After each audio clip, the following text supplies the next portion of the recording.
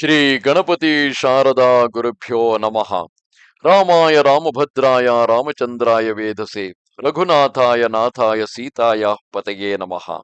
Welcome to all for this session on Ramayana to chapter 20 of Uttara Kanda, in which we will see Ravana's meeting with the sage Narada. As the king of Rakshasas was ranging the earth, sowing terror among its inhabitants, he beheld Narada, at foremost of Munis, riding on a cloud, and having paid obeisance to him and inquired as to his welfare, Dashagriva questioned him concerning his presence there.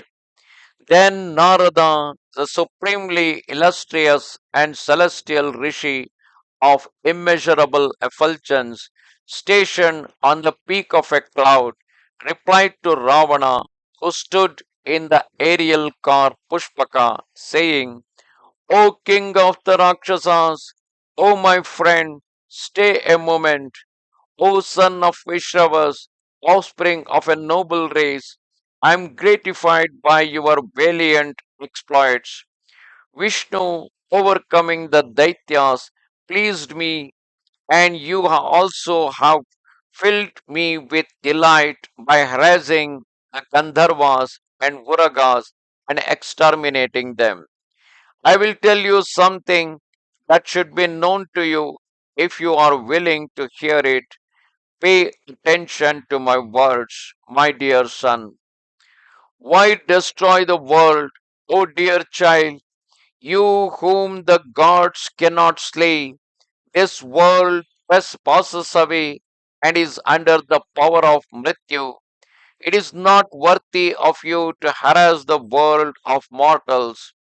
You who may not be destroyed by Suras, Danavas, Daityas, Yakshas, Gandharvas, and Rakshasas, who would slay creatures who are ever bewildered in respect to their welfare and a prey to great calamities, who had strike a world such as this, which is overcome by age and disease.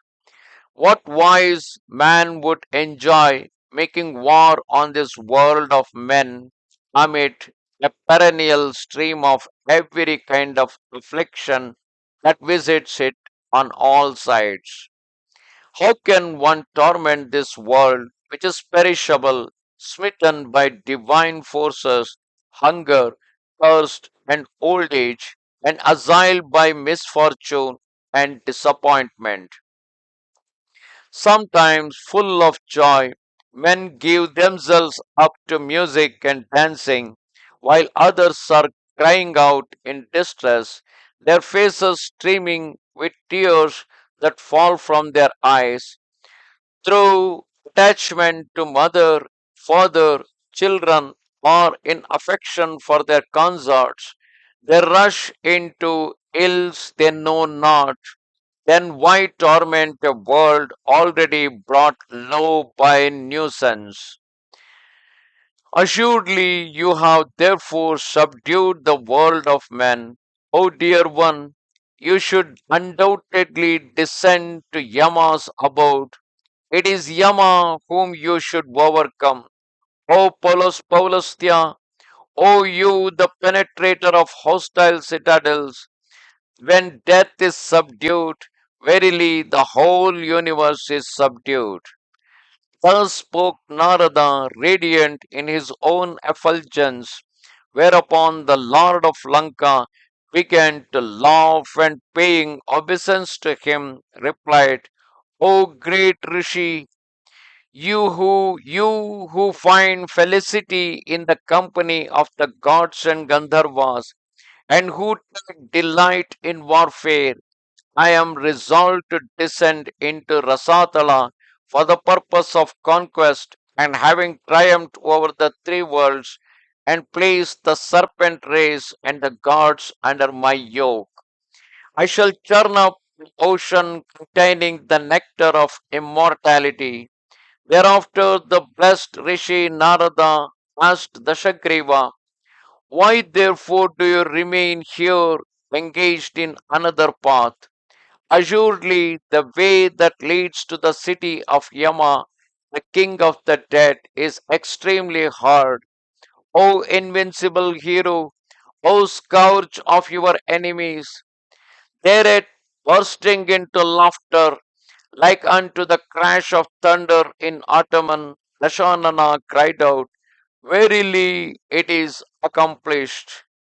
Then he added, resolved to slay Vaivaswata, that is Yama, O great Brahmin, I shall go to the southern region where that king born of Surya dwells.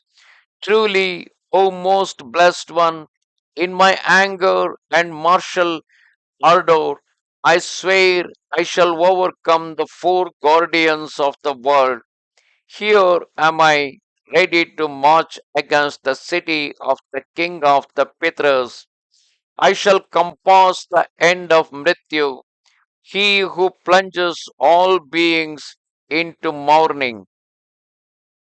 Having spoken thus to Muni and taken leave of him, Dashagriva went away and entered the southern region accompanied by his ministers.